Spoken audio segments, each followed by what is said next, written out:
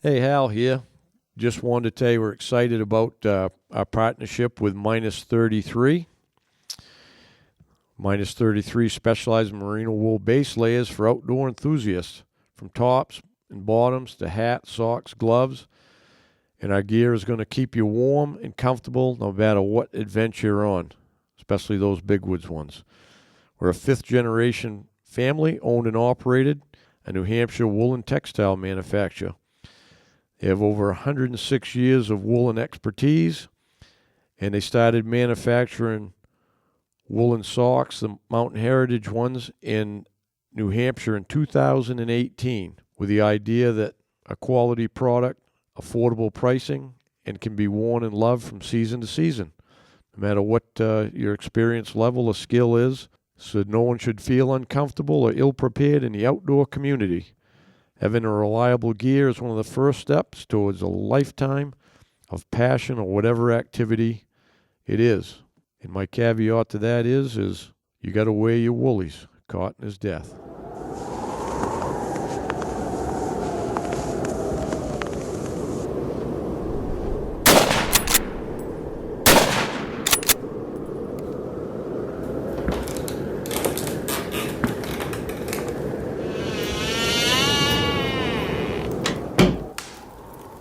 This is the Big Woods Bucks podcast. Come explore the big woods and timber in North America with your host, Maine master guide and deer tracking expert Hal Blood.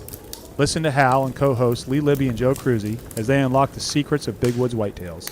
Each episode will provide valuable insights into the tried and true system Hal has used for the last 40 years to scout, locate, and hunt mature big woods bucks. Listen and laugh as the crew discusses Hal's legendary adventures and learn how to apply a lifetime's worth of lessons from the big woods to your own hunting and outdoor adventures. Welcome to the Big Woods Bucks podcast. I'm your host, Hal Blood, down here at Pileland Lodge again with Joe. Hello. And our guest today is another local and good friends with Matt Vinen, who was on the other day, Jason Nadeau. Welcome, Jason. How you doing? And so anyways, I think you're the same age as Matt, right? Yeah, he's like a year and a half Yeah, older. Yeah, all the same age. I was telling people last time that Matt was about my son's age. All these guys grew up about the same era here. And somehow you guys got interested. I know Matt did because he grew up in the woods, but your father, if I remember, he hunted, but he wasn't like a big hunter, I don't think, was he? No, not all the time. He'd go when he could, but Yeah. He was more interested in work, yeah, wasn't pretty he? much. You've shifted away from that, Yeah, though. yeah. I noticed that. Come Friday afternoon, you're done. Yeah, got to work because you have to, but Yeah. Yeah. You took over his business, doing the excavating Yep. and kind of halfway the same thing as Matt. So, well, you were used to cut some wood too, but yeah, we used to in the winters. Give Yeah. us something to do for that. Yep. Yeah. And your dad passed away last winter, and that was sad to see. But yeah, I really enjoyed him. He did probably most of my work when I was building my sporting camps there. And Gary Watkins did a little in the beginning. No, Gary did a little, but Probably Lawrence. no, not Lawrence, but Joe Fountain. Oh yeah. Yeah, Joe. He's the only one I met, and then when he got out of it there, passed away. Then your dad took over and did a lot of stuff there. It is kind of cool how generational it is Yeah. in Jackman with you guys, and it looks like at least one of your boys is going to end up. Yeah, and, Blaine for sure. and Butch the same way, taking over from his dad, and Thomas will. Yeah. Well, it's a good way to keep around. Yeah. Stay in. A lot of the kids over the years. You've seen it too, Jason. Your classmates and kids in school, a bunch of them would move away when they get out of school, but I think half of them came back, didn't Yeah, they? quite a few do. Yeah. It takes a little while sometimes, but Yeah. They finally wake up and come back, right? They have enough of that outside world. Yeah. Yeah. Well, actually, Donovan, Jason's brother, did that when he came down. Went down to he came Florida. down to Florida when we were down there, and he worked with us down there. Oh, I didn't know that. Yeah. Yeah. Huh. Yeah. Now Donovan doesn't hunt at all, does he? A little Not- bit, but not Not much. Not into huge it amount. like you No, are. No. Yeah. You are, and now your boys are. Yep. Yeah. Blaine will be going for hopefully get his second Grand Slam in a row. Oh, nice. That's right. Yeah. He got his moose last year, and then he shot. That was your mother's That was my tag. mother's permit, Yeah. Yeah. And then he drew his own this year. Yep. Yeah. That's What good. zone are you in for that one? This zone. Yeah. Yeah. Yeah. Yeah, that's pretty cool. So, what made you like really get into the deer hunting? Like, because your father wasn't a big deer hunter, but I guess, I don't know, started a little more with look for moose antlers and stuff. Francis Lessard got me going on right, that. And right, then just turned into deer hunting and Yeah. then the coyote hunting. And yeah, one thing led to another. yeah. I forgot to mention that Jason's the one that's got the coyote hounds here, and actually Matt's got some now, but you're the one that spearheaded the whole coyote program Yeah. around this area. Someone had to start it. Yeah. Someone had to, yeah. It's turned out pretty good. It's helped the deer tremendously. Yeah. Yeah. You keep pretty good track every year. Have you gone back yet and figured Yeah, how I think many? it's 6 years. We've had right around 230. That's Yeah. a dent. Yeah. Yeah. And not a big area. Right. It's pretty Yeah. much right around town. And Yeah. We have very rarely get very far. yeah. Yeah. Yeah. Most everything's leaving right from your house on Yep. snowmobiles, you know. Yeah, just really this year we spread out a little bit. Yeah. Go down Demo Road a few places, but not very far. Kind of had to. They're a little thin around town. Yeah. That's But a commitment, though, when you dive into it like that, getting the Yeah. dogs and Yeah. Yeah. Worst problem is the years with the cross. It just you get those spells you can't go for quite a while. Yeah, that was like that's what we had last Yeah. year. Huh? I mean, it seemed like every time it would snow a little bit, at the end it would either warm up Yeah. or we'd get a little rain and we'd get that crust, you know. It's, Or you'd Yeah. have a good day, but Sunday. yeah. right. Yeah. Yeah. Yeah. But I remember the first few years we went, at least the first couple of years, we had good snow, remember? I mean, Yeah. the coyotes were swimming and they were pretty easy to get there. But, so, yeah, well, that's good. So, I always see the Sunday hunting push, which I like things the way they are, but it wouldn't be bad to have coyote hunting on Sunday. Yeah. Or even something with the northern areas too, you know. Right. well, that's what I've always said. They keep going about it wrong. I feel if they did it in unorganized territories, then Yeah. it wouldn't be an issue. You know what I mean? They're not going to be posting land there and stuff. Actually, I think the North Maine Woods Association would get behind it because it'll be more revenue for them, you know, because they lose a lot of, especially small game hunters, the bird hunters and stuff. You know, they go to New Hampshire and stuff because they can't hunt a weekend. You're going to come all the way up north to hunt Saturday, you know. Yeah. So, but I'm sure for like when you had your camps and all that, it's nice to have that day to switch out camps, but you can still just do Yeah. it when you need to. It's yeah, Yeah. yeah. No, in the outfitting business, it was actually good because you got to have a day sooner. You know, Yeah. you got to have a day. So It's a forced day off because, yeah, yeah, you know, if you didn't have that, because we're doing it all the time, you kind of like that yeah. forced day off. Otherwise, you feel like you got to be out. But I definitely see the other side of it, Yeah. where yeah. I think the wives would be the biggest problem. They'd vote Yeah. against it. you're probably right about that. For me, it wasn't a day off though. I could barely get caught up on things on that day. Yeah. Yeah. Yeah. Yeah. So when did you get interested in tracking? What got you interested in that? I don't know if it was anything to do with back when you guys were young. I wrote my first book there, and Yeah. I remember some of Oh, that was definitely it, Hal. They Yeah. read that book. probably some of it. Well, I remember that first one because I sold them out of my house, and Yep. a lot of the local mothers and fathers and stuff would come up and they'd get books for the few kids here and stuff. And I don't know if you ever got one or anything, but I think I did, but I was never a huge reader about it. I just started doing it and Yeah. kept going with it. yeah, just learned on your own Pretty probably. much, yeah. Yeah. Yeah. Yeah. Yeah, and got good at it. You've killed some nice ones, huh? Yeah, got a few. Yeah. Yeah. Then last year you got a real nice one. Yeah. Well, we'll count that a payback for all the coyotes. They helped me out. That's Yeah. right. Yeah. That was it. Yeah. one of the nicest bucks that's been taken out of this area that I've ever seen. Yeah. I scored that, but it blends together. It grossed about 150, didn't it? For the club, Maine's club. Or grossed netted. Netted, yeah, 150 something. I can't remember. Grossed 168. Yeah. A little over. Yeah. It grossed that high? Yeah. Yeah, because it was a 9, a basic 9 with 4 or 5 sticker points. Oh, it had the one off the base and then right. the G2 on one side. The other one I don't think counted. It was under an inch. Yeah, it had a kind of a funny point off the base there. That it was kind of 9 inches or something. Yeah, it grew down like a unicorn or something. Yeah. Yeah, it was beautiful. Beautiful buck, nice and wide. What'd that weigh? 217. 217, yeah. And you'd been after that for Well, I knew about him for 3 years, but the first year I got a picture of him. It was after the season. I was picking up cameras and happened to get a picture of him. got your interest up in that spot, huh? Yeah, it wasn't the best picture, but you could tell it was a real good one. And yeah. So the next year I had cameras everywhere. Never got a picture of him. Yeah. I assume I tracked him one day because he definitely had the biggest track in the area. You could almost pick him out of anything, and I didn't have any other good bucks really on camera. He definitely gave me a good run for my money a few different times. And, last year went into the piece and cut a track. Didn't even go 100 yards. It was old bed, froze right up.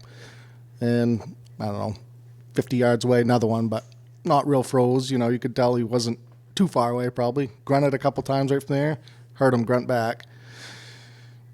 Stood there and waiting, nothing. That was all I heard. So I finally keep tracking on him, and he had tucked himself right between a couple logs, like they were right in a little triangle, and you would have never walked up on him if you would have been 5 feet away to see him. And but he was with the doe. He had just picked her up. He wasn't with the doe when I first saw his bed. Oh, and this was all within probably 100, 150 yards. It wasn't very far. He had picked her up right where he was laying pretty much. And he bounded once or twice. That was it. And then he just went to walking and went about 14 miles that day. No, he left her, and his head was down. He made maybe 1 or 2 rubs and scrapes all day and never even caught him. It was all day. Yeah. And 14-mile day is a good day. Yeah. Was that was this past year? This past year, yeah. It was actually the day before I got him. And you went back. Yeah, I got it. And so he was kind of coming back towards where we started, and that's what happened the year before. I started him in the morning, ended him at the end of the day 100 yards from where I started him. Just made a big loop. Wow. Yeah. And that I was like 15 it when miles that happens, day. really. Yeah. You're not 10 miles away. Yeah. So, so the next morning, I wasn't even going to go. It was, Matt and Hunter and them were all up, and they're like, yeah, we're going to go. I says, well, my legs were pretty well junk after that day, and I says, maybe I'll just go with them. We'll take it easy a little bit. Got about it was probably an hour before daylight. I'm like, I can't do it. This is if I go with them and end up shooting something that, knowing this one's out here. So I mustered up the gumption to go out and got out there and picked up his track, almost identical spot as the day before. But he ended up picking up 3 does he had with him right there, like within that first 100 yards too. It was like, I bet that's he the come spot back. does liked or something. Well, I bet he come back looking for the one he must have left. been. She might have been getting ready, but not ready enough, and he left her, and he come back. Yeah. So going on him, and it's old enough cut that it's probably 5-6 years old, where mostly white birch branches. It's so loud, and it's rocky that you just break right down through. So going into a place that was real thick with that. And the does, a couple of them tried to lay down. He was bumping them up. I says, geez, they seemed like they're ready to lay down for a bit, and they had been feeding.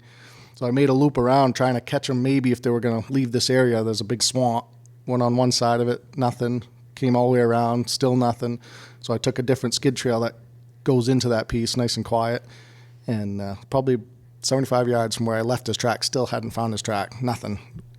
Okay. So all of a sudden, took a couple steps. I hear something. I think it was the does actually stood up out of their bed, but they were kind of around the corner on a skid trail.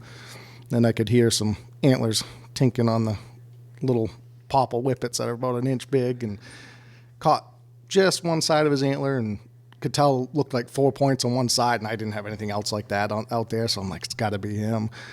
Last second, he had about one more step and out of sight, and I took the shot and 10 seconds probably after I shot, I caught a glimpse of something right there too. So I was like, geez, maybe I did get something in him, because he should have been long gone.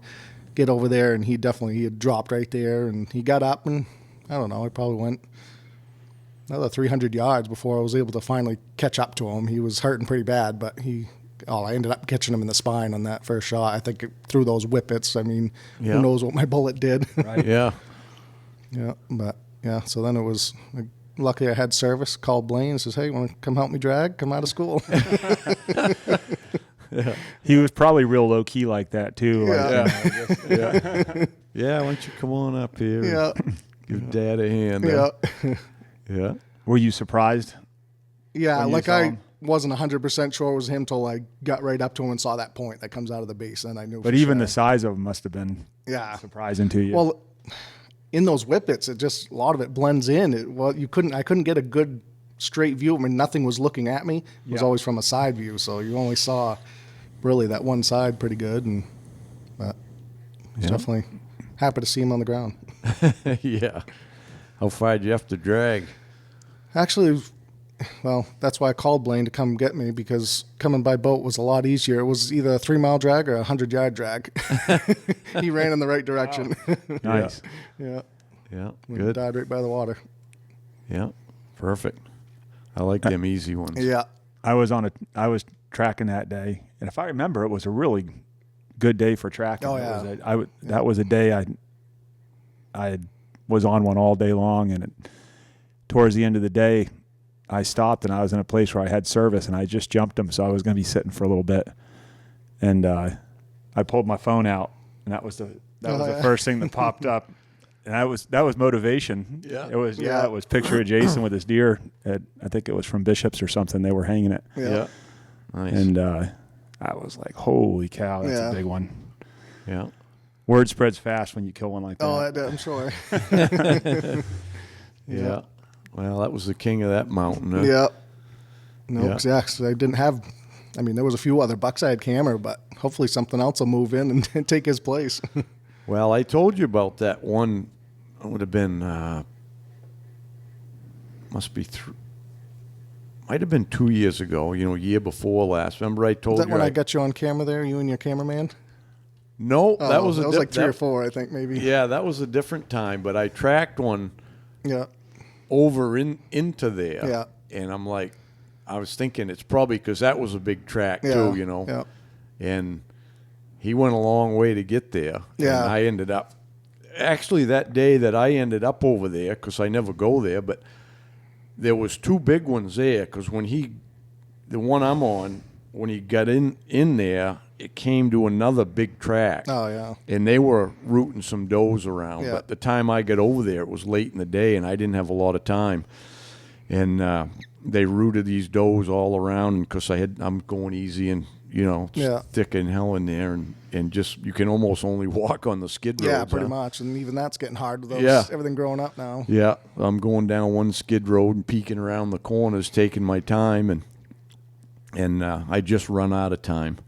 And so I don't know if it's the one I took over there, but maybe it was the one that he ran into over there. Last year I didn't have this other buck, but the 2 years earlier, I had him both years. He was a 7-pointer. I mean, he was okay, but he didn't have really that much rack, but you could tell he was a big deer. He was just lacking in the rack. Probably the one I was on. It's usually the one I'm on. Big deer with not much of a rack. Yeah. No, I had that one there pretty religiously, but last year I never did. Yeah. But Well, he sowed some seeds over there. There'll be some up-and-coming ones around. Actually, last year it was, I don't know, just to say it was a dusting of snow, and found a track. It was older, took it down, and I was in a place you pretty much had to crawl on your hands and knees. It was just those tangly bushes and stuff, probably 15 feet away from me, and it jumped up, and I thought I was going to get another chance to take a shot, so I ended up not getting a shot, but right after he started bleeding and had chunks of bone falling on the ground, so I think somebody, that was on a Monday, I think somebody probably on Saturday must have got a bullet in his leg or something, and I tracked for him probably an hour. By 9 o'clock, couldn't even make anything out, find a speck of blood here and there, but I ended up losing him, so it was too bad, because if any snow definitely would have probably put him out of his misery. He was decent. Could looked like an you eight-pointer. tell if he was walking funny or anything? Like Over the logs, you could see he was catching them with that leg. So Yeah. he was. Yeah, he had a broken I mean, leg. if he was breaking bones out of there, he's Right. had it shattered pretty good. Yeah. What year was it? It wasn't that long ago, but a few years ago, you killed was it 230s? 215. That was a couple. Yeah, years there was ago, where everyone all the Rocky, guys in Dwayne, town. Yeah, all you guys, the big whole ones crew back, killed big bucks that year. Yeah. Really, last year was kind of the same thing. It was a lot of people. There was a lot of that. You get the right conditions, but There was only one guy though. I think didn't get one. yeah, Yeah, I don't need to shoot him. yeah. I'm sure that's why you didn't, right? Yeah. Leaving him for next year. Yeah, I wanted him to grow that other horn back for this year, but Yeah. Yeah. I think I got an appointment with him this year. Actually, No, he but wasn't. That really wasn't. Even the side he had wasn't real big. You know, I think that's why he broke it because it wasn't a heavy rack. Right. But as a big deer, he looked like a sheet of plywood standing there. You know, yeah. he was a big deer. But yeah, No, it is kind of cool though when years like that when yeah, it's good going and they Yeah. start dropping. And it's always around the same time, Yeah. within the first, Yeah. third and fourth week usually. Well, that's the year we had all that snow that season that got deep, right? Yeah. Yeah. Oh, I don't know if that was the same year. I think Yeah, that was it was a before different- that. I mean, We had 2 years in a row here. Remember that we had a lot of snow. yeah. No, that year the real deep snow. I don't think I had gotten one that year. Had some chances, but when you're tracking up to your waist, it wasn't that fun. It wasn't fun. Yeah. That year I remember just being wore out. Yeah. Yeah. It was kind of like not going through the motions, but it was just Yeah. Yeah. I missed a big one. I think muzzleloader that year. But Yeah. I can't remember if that's. I think that's. that was the year I you shot Brutus. Yeah. It was, yeah. Dragging through the snow. Where do you guys get my age? You'll see. that's why I got the kids. Yeah. Exactly. Yeah. Blaine probably's getting into tracking now. Oh yeah. Yeah. Yeah. Yeah. Yeah. He Likes just it. turned 16 last year, so now He can go. Huh? venture out. Yeah. Yeah. Next, he ended up getting his deer for the Grand Slam on his own. He's like, I want to go down to Bingham, that land we got down there, and he right off. It was 7:00. He's texting us already. Yeah. Nice. Yeah. A little easier down that country. yeah. Yeah. Yeah. Nah, it's still hunting. Yeah. Oh, I know. yeah, Yeah. yeah. But I mean, there's Little more more deer. deer, yeah. Yeah. But it's weird. I don't know. We don't put a lot of cameras or anything, but don't get really that many big ones there. It seems like we used to, like 10 years ago. We used to have some pretty good bucks around there, and I don't know what it is, but I haven't gotten a really good one on camera in quite a while. 5-6 years, I bet. Huh. They hide better than big ones. Yeah, that or more hunting pressure. I know down there, if you jump one, you might as well run behind it because they don't stop. They know those posted pieces of land too, and they head right for them. It's instant. Yeah. I noticed at my place, you won't get a lot of those.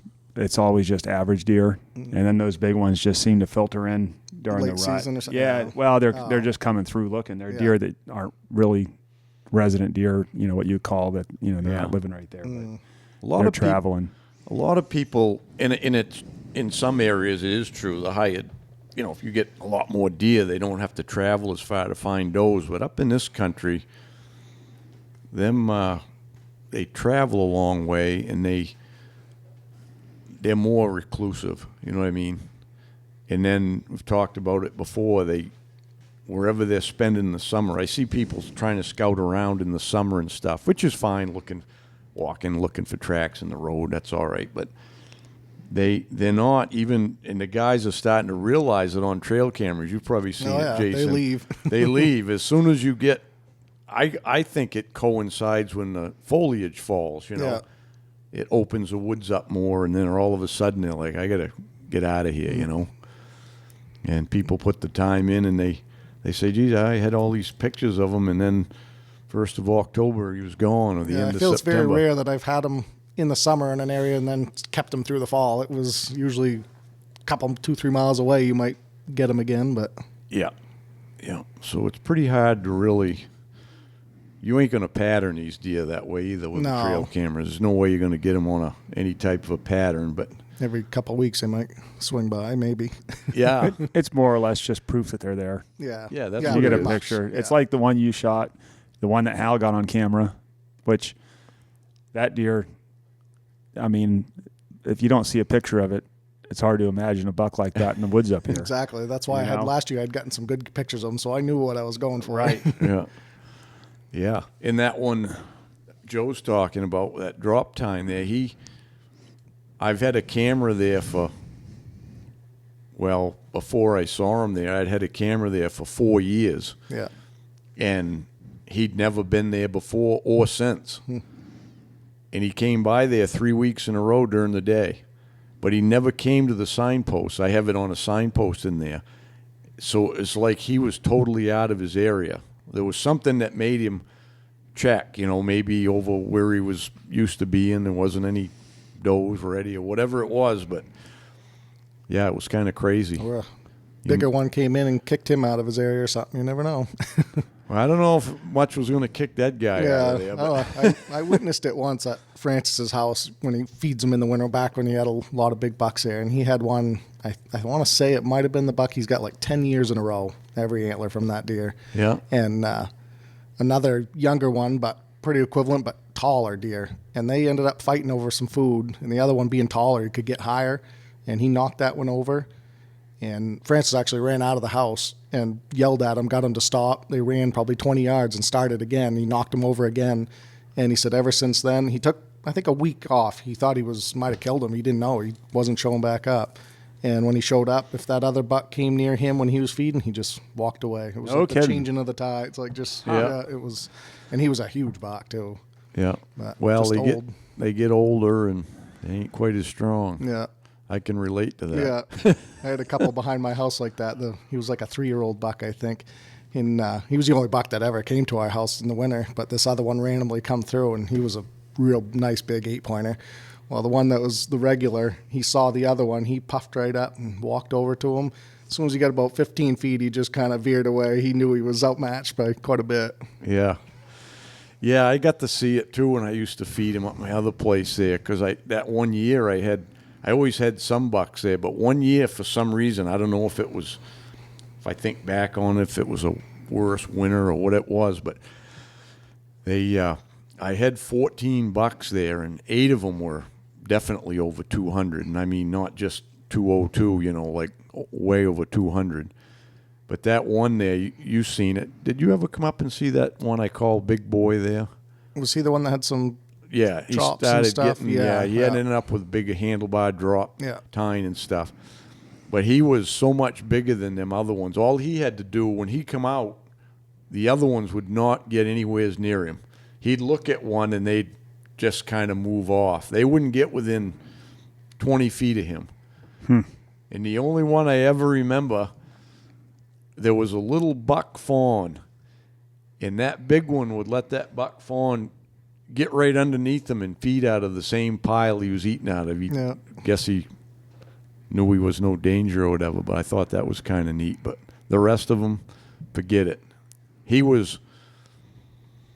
seemed like, well, he stood over a foot taller than the does, and but he was way bigger than the other bucks. I think he was one of them ones that was like 275 or something. I mean, he was way bigger. The other ones there was some there that I know were, 225 to maybe even up to 240 or something. Is it rare for bucks that big to come in and feed? It seems like the big ones never come in like that to feed as much. Well, I think, they don't. They don't come downtown as much, right? No, we don't. I think unless you get a lot of snow, they'll stay out and they'll lose their antlers, and then you don't really know what they are when they do come in. They seem to stay in the peripheral, because when we're coyote hunting in around town, or even not where it's even quiet, like up on the north side. I mean, we hardly ever see a big deer in there. Once in a while, you see a big track or something, but for the amount of deer in there, there's not. Yeah, you'll see them tighten up as the snow gets deeper. They'll stay as far as they can, almost like make sure they're within the day's distance easily to get to the yard if it gets a big snow. Yeah. So, I think they come to the feed because they almost need to, in those years it's bad. And then other years, like the next year after that, there was probably only 4 that were over 200. They might only had half as many bucks, might have had 7 or 8 bucks. So they don't always come. And then one thing I did notice it was interesting feeding them, that I'd go up back in the spring and look for the antlers. Once in a while I'd find one right around where I was feeding them there. But you'd think, and I did it the year after there was 14 there, and you'd think, geez, I want to find all them antlers in the woods. I grid searched the whole area, every trail in there in the whole area, and found one antler in the spring. And it was right, nobody else was there and got ahead of me or anything.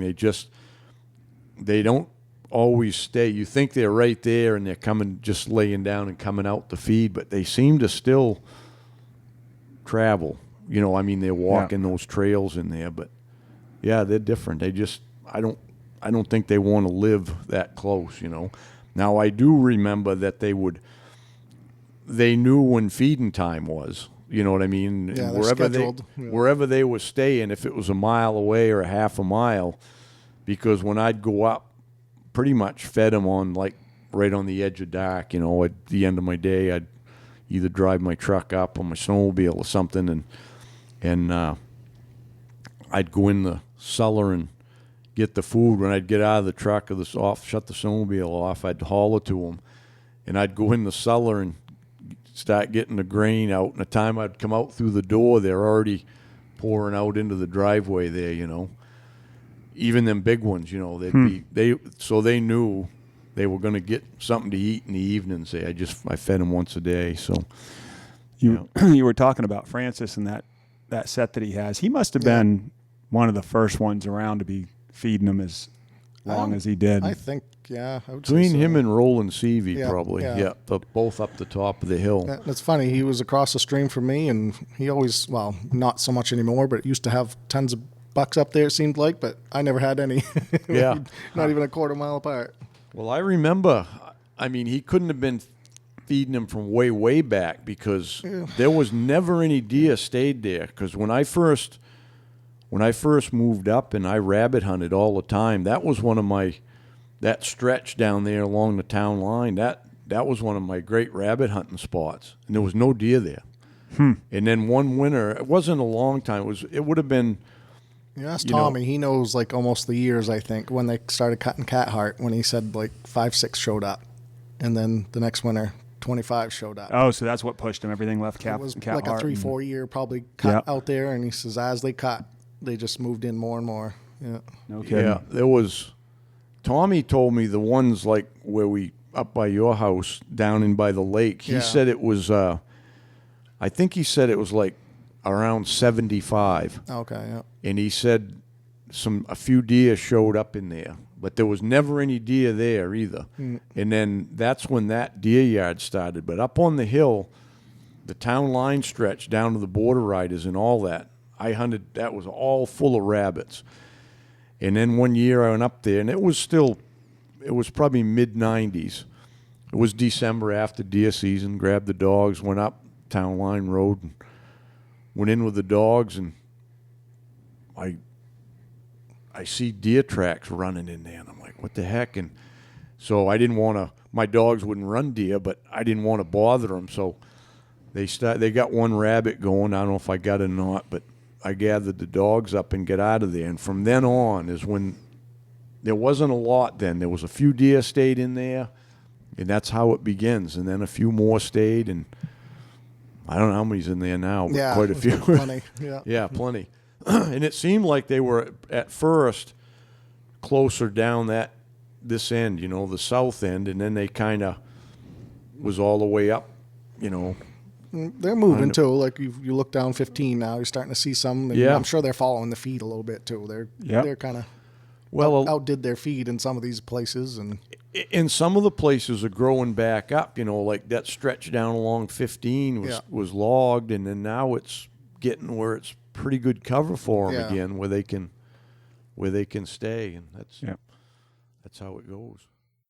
Hey, Hal here. I want to talk a little bit about our partnership with OnX Hunt. I've been using it for a while now, and if anybody knows me, they know I'm not a very techie person, but the onX app is really, it's a real time saver. I remember the days when we poured over topo maps everywhere we was going to go and stuff, and I don't do that quite as much anymore. Where it's really helped me is scouting, whether it's deer scouting, a moose, or even turkey hunting in the spring, which I do. It really helps out. I don't have to spend as much time running around the truck burning up the gas. I'm just basically using my onX. Got it on my phone. Don't even carry a GPS anymore. So I just download the areas where I'm going to be hunting, whether it's up north moose hunting, and I use it mostly on the satellite imagery. I like to see the cuts and the clearings and the turkey hunting, the hidden fields and stuff. But everybody's using it now, from the game wardens to land surveyors, and just a great tool. And with our partnership with onX, if you use a code BWB, you're going to receive 20% off on your first premium or elite memberships. And you just go to onxmaps.com/hunt. You'll be glad you did. Good luck on the trail. As you all know, Big Woods Bucks is devoted to promoting the best equipment for tracking and still hunting the big woods. Part of that equation for success is the sights that sit on your hunting rifle. We've chosen Skinner Sights as the company to produce our custom-built BWB Tracker Series peep sight. It's constructed of solid steel, has our custom ghost ring, and was co-developed by some of the best trackers in the world. To get yours, go to bigwoodsbucks.com and click on the Optics tab. Now, he definitely was one of the first moose shed hunters. Oh, Yeah. Going way back. Yeah. Which he's the guy I always think about when I always daydream about what it would be like to shed hunt back then. Yeah. He's told me some stories of just him and another guy, and in a weekend you'd bring back 60 antlers, and that was just taking the nice ones. All browns. Oh, yeah. Yeah. Unbelievable. Yeah, I still go in his house, been there I don't know how many times, and still sit there in awe and looking at the racks around there. Yeah, you got to go there someday and see if he'd tour you around his garage there and do a little video. That'd be pretty neat. Yeah. It's it's definitely the biggest. Yeah. And him, he's been smart history with around here too that he knows is crazy. Oh yeah. For sure. He actually made me a nice album of, well, it's a lot of my family, but it's all of, Addie with the train station and all that stuff, where he pretty much, as a kid, he used to snowshoe all the way over to Addie Mountain and trap the whole way around, and then snowshoe back all in one day. How many generations has your family been in Jackman? Good question. I don't know. I don't know, probably 4 or so, I would guess. Well, I was talking about how Walter on the way up was telling me about the history and everything in Jackman, and I didn't realize it. He said there was a time when they didn't even let the French in. They were... Yeah, that was... All my family came from Canada mostly, yeah. And then he said what prompted it was the mills. They just needed labor, so they opened they opened up, and then it basically became, it was more or less a French community because everyone came in to work. Right.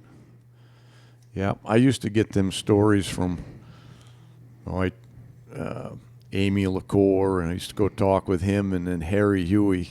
Those guys were a wealth of knowledge. I'm glad I went and did that when I was, I don't know why, just interested, but if you don't talk to the old people, you're losing the history. But I'd go over to Harry Huey's and spend hours. He'd make coffee for us, and we'd set out, and he had like an entryway. Did you ever go to Harry's house? No. Yeah, he had before my time. A small house. It was over there on the heck's the name of the street? It's Cook Street. Cook Street, yeah. And he had like an entryway. You'd go in, and he had his books and stuff, and he had a lot of interesting stuff because he had pictures from way back, way back too. What do you think happened to all those? I don't know. I don't really know.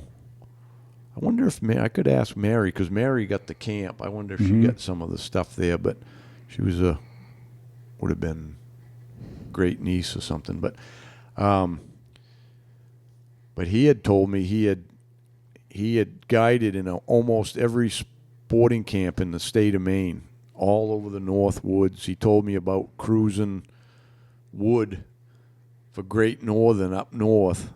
They'd fly him in and drop him off on a pond with a map, and they would drop food supplies for him, like, I don't know how many miles away. So he just walked through the woods and took note of the trees. He was cruising timber. No roads. Would have been nice to see the woods back then. Yeah. And he'd write down, he'd measure trees, and he'd probably say there was pine that was this big and spruce that was this big and hardwood, and just record the whole thing on the maps that he had. But can you imagine having a life like that, you know? So I always envision in my mind the woods back then. You think, oh, there were giant woods and it was nice walking and stuff. But I was in Baxter a couple weeks ago where there's no cutting. Yeah. It's a tangled mess. It is, yeah. I mean, they're not woods you'd want to walk through. You know, when you look at them, it's just because there's nothing. It's all blowdowns and it's natural. Right. So that's where you get the fires and everything. Yeah. Yeah. But it wasn't. I was envisioning, it's going to be giant trees and open woods. But some of the nicest woods I can remember that I've last seen was be over towards like Beatty, but on the tribal land there. Yeah. It was cut, but I mean, must have been probably with horses the last time it seemed like it was cut back. You can tell it was cut, but very little remnants of any sign of it. But is it nice? It's some of that's never been cut. I'm sure some, yeah, because they had that fire here in 1908. Yeah. That came from Mechanic. It started on the railroad. Yeah, it burnt all Sally Mountain all the way. Burned all the way, and the lake stopped it from getting to town. Yeah. But the stuff that got burnt then, because before 1908 it wouldn't have got cut because there was no way to get it, much of it, because the railroad went through in 1898. So that was only 10-year span between the railroad where they were bringing the wood and they had the mills up in that country.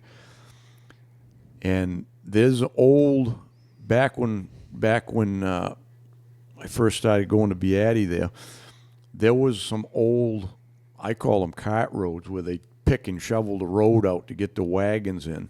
And that's all there was in there. There was no, like you go to some other places and there's the truck roads from the 60s, the wheeler trucks they took back in the 60s and they bulldozed them winter roads. But there was none of that in there. Yeah. Everything was, you could see, was with horses. But there is places in there, and I mean big places, that's, you could go a couple miles and it's never been cut. Yeah. There's not a stump. There's not any evidence of logging. And then back then, when you get up out of the valley, a lot of that, they came across from Canada and logged it. They must have had contracts to come in, and they just, the logging roads and the not tractor, but the cart roads came through from Canada, and they dead end. They come into Maine and dead end, on that edge of the border. But yeah.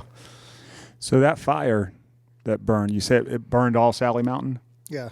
That's why that landslide happened. It was, I think no next kidding. year they had like the rains like this year, and that created that big landslide. Yeah. Wow. You can still go up on Sally Mountain, especially like the face inside to Addy, and there was a lot of pine there, I guess, and there's still standing dead pines because they're dried out, that are burned out, like the ones that got left, because the ones that are still there, they must have been hollow at the butt, and they didn't salvage them. Yep.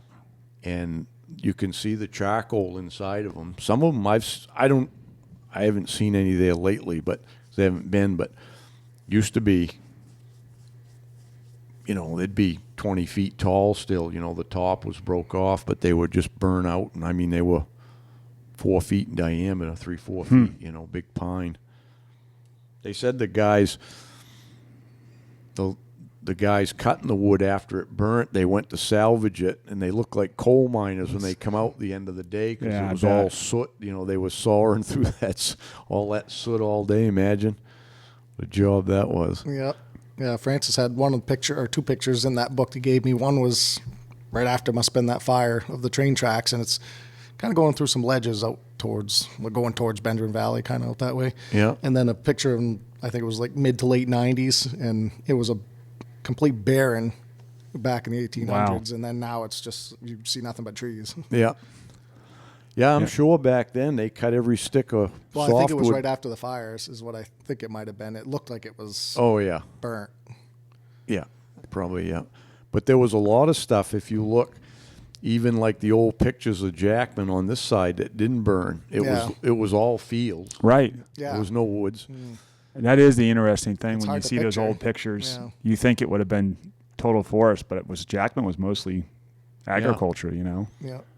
Yeah. had to. You didn't bring in much stuff. You had to have it here. Yeah, he said in talking to Walter, the road was plowed for the first time in the winter in 32. Yeah, just rolled it before. Yeah, Yeah. and that was when it got.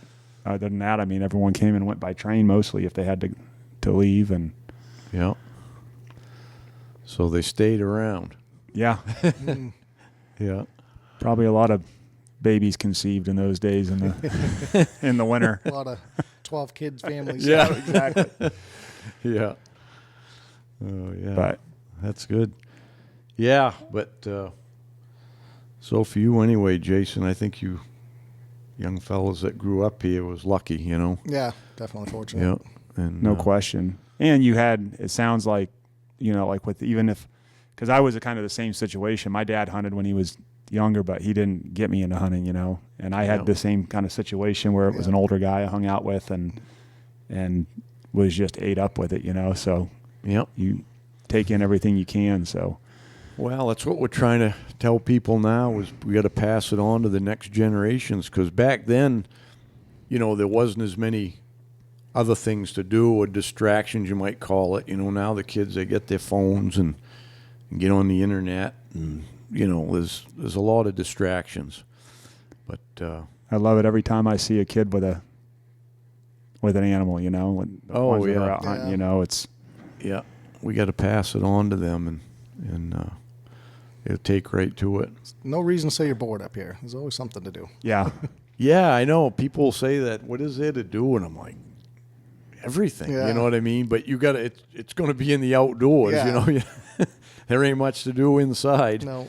But yeah, if you like the outdoors, you couldn't have a better place to bring kids up. And How old is Aiden? He's 13. Yeah.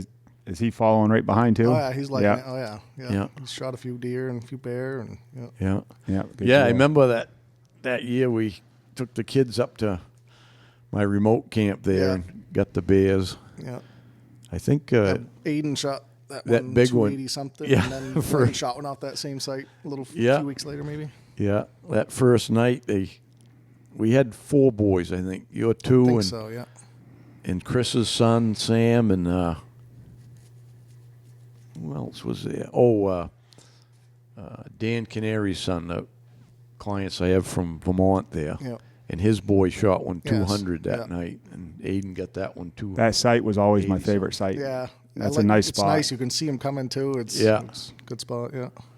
Yeah, and then another guy that same year, I had a guy came late there because I'd only hunted I just do 2 weeks in there, and it was a friend of it was a cousin actually of my buddy Raymond's, but he shot one on that same bait that was 230 something. Well, I know when I was there with Blaine, you had said there was a couple big ones that were coming Yeah. in. Yeah. Yeah. Blaine couldn't hold off No. though. That's all right. Yeah. I tell the young kids you gotta get some practice of killing stuff. They don't understand that. They see the TV shows and they want to be trophy hunters as kids. Yeah. I tell Rylan that. I said, and he don't care either, you know, but they always dream about killing a great big buck or Yeah. whatever or something. But reality is if you don't get that practice in, you know, and learn where to shoot and what the angles are and Yeah. and how the animal reacts, and they know if you hit them here, if they don't go right down, they can get stuff figured out a little bit. But Yes, last year Blaine shot his deer. He was kind of like, oh, geez. You know, it was for his Grand Slam, but he's like, I wish I would have held off and got a bigger one. I was like, well, you might not have gotten it, though. Right. You Yeah. just don't know either.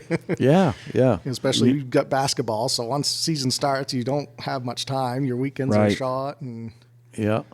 You never had to convince me twice when I was younger. I was pulling the trigger. Yeah. I just wanted to Oh, kill yeah. something, Yeah.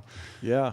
if it was legal. I was the same way, and it was even more so when I grew up in southern Maine. I've told you before, there just wasn't many. I mean, there was way less deer there than there is here. Yeah. I mean, there was a lot of places there was no deer, you know. Like in around the Portland area, there was, I mean, almost no deer. I mean, like zero. We rabbit hunted all winter and stuff in place, and if we ever saw a deer track in the woods rabbit hunting in the winter, I mean, it was like, hey, there's a deer in here, you know.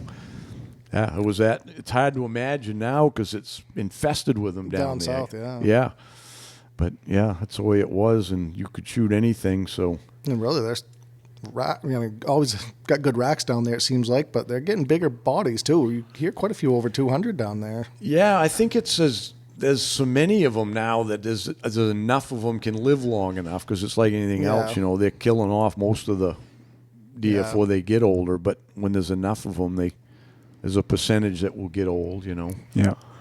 Yeah, so I want to say last year I looked at the list there, and even up here we were, like 50% of it was all younger bucks, really. It was a lot of young bucks. Yeah, but we still, I mean, it was funny because it was the young bucks, but then there was still a pretty good percentage of over 200s, you know, again. Yeah. Because up here, you know, they don't have to be very old to weigh 200, No, you know. no. Some of them 3.5-year-olds are going to go Right. 200. Yeah, I'll be curious. Hopefully they do know the age of what mine ended up. A friend of mine, he had a friend that does, or is on the committee that does that aging, and he sent him my tag number to say, you know, try to get this one, see. Yeah, so That place that Brian sent to is pretty neat. It's a website. Oh, yeah. That you can send a tooth yourself. Oh, okay. Yeah. Every deer that he mounts, he sends a tooth to it. So he aged all of our bucks this year, and they were all the ones he did were all at least 4.5, and I think his marks was 6.5. It was a pretty old buck. That's the one that had the Teeth missing and stuff. Yeah, its antler was kind of wonky antler and everything. Yeah. But yeah, it seems like they're hitting that 200-pound market at 4. Yeah, I had one once. I was tracking some deer, and it was so crunchy. I got a long ways from the truck. I said, I'll come back to the road and walk up and see deer crossing the road, but quite a ways up. And I could tell it had antlers, but it was, like you said, you were just going to shoot. I saw antlers and shooting. Ended up, finally, when I got to it, it was a 5-pointer. I'm like, geez, this is 150, 60 pounds maybe. It was one of the hardest drags up, only a couple hundred yards to get to the road, and ended up being 202 or something. But looking at the rack, I'm like, this is a 2-year-old deer, but just he was heavy body on him. You didn't age him? No. That would be interesting to know. Oh yeah, you know, like some of those deer with good genetics and feed and everything, you know, because it's usually a long deer. If it's born long. Yeah, you know, it's going to weigh the weight is going to be a lot of it's to do with the length, but because there is a lot of deer here that ain't ever going to weigh 200. They just they're not they're that short. They're short and they're never going to weigh that. I've had clients shoot some that were, beautiful rack bucks, and you look at them, and you're like, wow, and then you start looking, and they're short, you know. Yeah. I remember one. I had 2 of them shot. I can remember distinctly that they were both 10-pointers, you know, over the years that had, you know, good racks, good, nice, heavy racks. And both them deer weighed like 165 or something like that. Yeah. They were like miniature deer. It was craziest looking thing. I would never, and if I think back, it was quite a long time ago before I had seen hundreds and hundreds of them up here. You know, it was back that was both probably in the 90s. And I just always assumed everything was going to get bigger, but I've learned that they don't, you know. One place I had that big non-typical on camera there. There was another buck there for 3 years, 8-pointer, not a big rack, just about the width of his ears. Short body, but then when you'd compare a picture of that non-typical, that he was like 17 points his best year. Just huge web beams, unbelievable deer.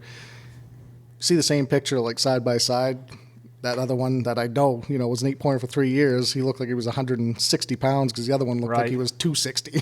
Yeah. Right. Didn't get that 17 No. Oh, that was a aggravating one. He died of old age, pretty sure. Yeah, by now I'm sure he has. Yeah. Yeah, it's amazing how many of them do too. You know. I would get one time a year. He would come by the camera, and then the third year or fourth year, it was like 3 miles away, and it was always the same camera at least the first 3 years. But then they cut that piece, and it's like it moved him right out of there. Yep, that's what happens. You got to keep rotating around. Yep.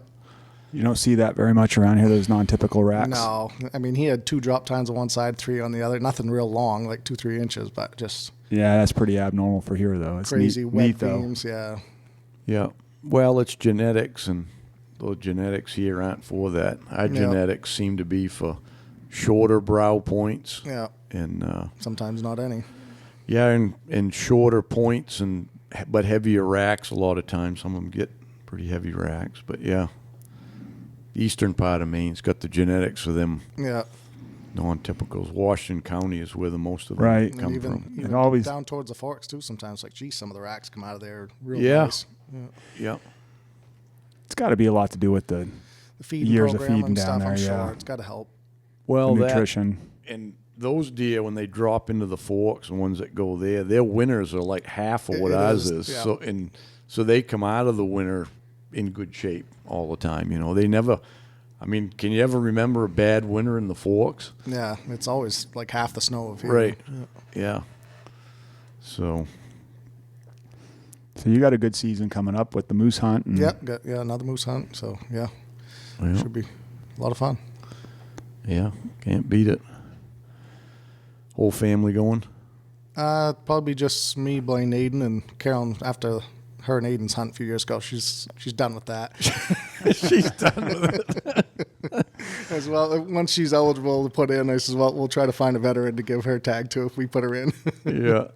Yeah, I had the same issue. On the way back from Zone 1, Liz said, don't ever put my name in again. Yeah. Yeah. No, her and Aiden, they got that big one, so they're happy with that. I'll go out on a good note. Yeah.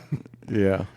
Well, Deb did the same thing because when she got drawn there a few years ago, I said, hey, hon, I was looking at the thing. I said, hey, hon, you got drawn again. And she just said like a blank stare. And I'm like, what's the matter?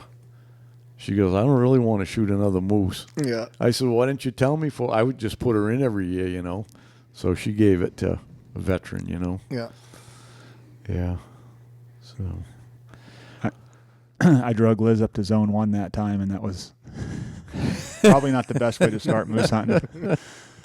She was a little out of her element. Well, the week in itself, that was our daughter was homesick. And That's right. There was a lot going on, but it was just poor timing. But yeah, Yeah. I'm glad we did it. But I know that was the last time that was going on. Year my wife had hers, our niece also had one, so we had 2 tags to fill, and we got our niece's. She got hers. I think it was Tuesday morning. And then it was Thursday evening by the time we got ours, but we did a lot of walking. That was 4? Yeah. Yeah. Yeah. Yeah, so you guys won't be up in that. No, I had a this chance. year. Somebody offered to trade me, but I says, you know what? I can put more time into here because up there I just don't have much time to run up there in the summer. Just so busy and around here. That's good to know. I know. Yeah. Yeah. I thought you'd run her up there and do a little scouting for me. Yeah. Well, where we shot the last 2 were in the same spot. There's maybe one potential one coming up, but I left cameras there all through the winter, and there was no real big bulls that I got. Yeah. We got them all. Takes a while to grow them too, It's, oh, yeah. You see a bunch of young ones, but I got an idea this year will be a pretty good year for them. I think they'll have pretty good antlers and coming along. Everybody thinks there's no moose in the woods, huh? Yeah. They can't even fathom. I think it's just harder to find those big. It is. The old ones there. There's no. Well, there's fewer of them. There's no question. Yeah. But Yeah, because I had quite a few moose on camera, just your 2.5 and 3.5-year-old bulls. Nothing real big. Yeah. Well, they'll come along a few more years. Yeah. We'll have another crop, Yeah. Well, that was a good chat, Jason. Glad to have you on and tell your stories and Jason's one of the guys we always refer to. One of the ones that just kills deer and doesn't really say anything. There's a couple of them never around. Even sent in for a big buck patch. Yeah. Yeah. When I asked him beyond to come on, and he says, well, let me think about that. First thing he does is he calls Matt. Ask Matt how hard it was, I guess. Asked Matt. He said, yeah, do it. And I asked Blaine. I said, what do you think? Should I do it? He said, yeah, go for it. Yeah. Good. Yeah. Well, appreciate you coming down anyway. It was fun. Yeah. Yeah. So anyways, well, we'll wrap up another one, and we're getting another week or so closer to deer season this year. This is about the time you really start feeling it. Yeah. For me, it is anyway, like especially with the moose hunting and everything, starting to get ready and think about things and equipment you got to get repaired. And Oh, yeah. Yeah. I always told people when the end of July, because I've done it forever, when bear baiting starts, it's like, for me, the end of the summer. All of a sudden, now you're shifted into the fall mode, and you go through those seasons that brings you into the fall. And probably going to be some natural food this year Yeah, for the it seems bears. it's everywhere. yeah. I mean, Yeah. I know every tree I see, especially down home, is crazy with the beach and the Yeah. There's not a and the lot of acorns. beach here. They've cut Pockets, most of Right. the big beach. It's not but I mean, really just in as- general, the food's popping. Yeah, but I've seen in some wet years, it looks like there's going to be a lot of feed, and it's too much water, and it rots right on the vines. The Yeah. berries all. Yeah. Yeah, Strawberries were good. yeah. There was more strawberries than I Yeah. think I'd seen in a few years. I think one thing will happen is a lot of it will go by quick. It might, it'll ripen early. Yeah. Mm-hmm. Yeah. I noticed those the elderberries are already out, and usually they're ripe when you start bear baiting. It's about the end of July, and they're like full out right now, bright red. So they'll be gone. Then they only last about a week or so. Yeah. I did notice there's no hazelnuts. I've been looking around for them. There isn't really hazelnuts. There'll be, I think, this choke cherries, mountain ash, and yeah. So we'll see. Yep. We have to compete with the natural feed on that end of it. So yeah. But anyways, thanks for tuning in. Make sure Packs are available. packs are available. Yeah. Pants are coming right out. We're gearing right up everything for fall and get your outfitted. So make sure you subscribe, check out our Facebook stuff and all that, support our sponsors, and till next time, good luck on the trail. Hey guys, Joe here. Wanted to take a few minutes to talk about Lake Parlin Lodge. We're a 4-season lodge located just south of Jackman. We've got cabins, lodge rooms, mini lodge. We're a big snowmobile destination in the winter, full restaurant, bar, all the amenities that you need for your trip. Open obviously through the summer, right on the lake. Kayaks, canoes, all included with the cabin. We also do a lot of weddings, so if you're looking for a destination wedding, we can do a wedding up to 200 people. And of course, we've got our hunting season, moose season, deer season. So check us out. We're at lakeparlinlodge.com. Hi everyone, team member Mark Sheeran here. I've been helping people solve their addictions for the last 34 years. In 2017, we published the revolutionary non-12-step book, The Freedom Model for Addictions. If you'd like a free paperback copy sent directly to you, go to freebook.freedommodel.org. That's freebook.freedommodel.org. All right, take care. Hey, thanks for tuning in. Till next time, good luck on the trail.